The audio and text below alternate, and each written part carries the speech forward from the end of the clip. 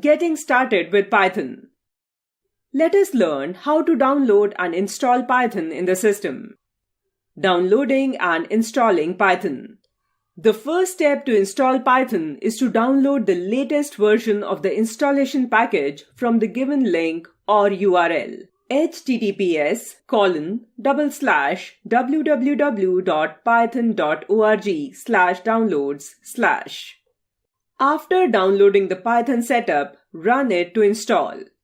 Once Python is installed, we will use idle to write and run Python programs. IDLE stands for Integrated Development Learning Environment, and it is the most popular graphics-based development environment that allows us to type, edit, run, and debug the Python programs.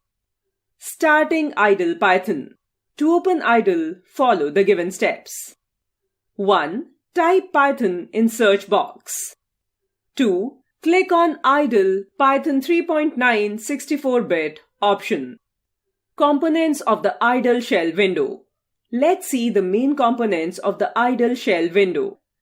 Menu bar. It has various menus such as File, Edit, Shell. Command prompt. It allows the user to enter commands directly into Python and get an output instantly by pressing the Enter key. Control buttons. These buttons are used to resize and close the window.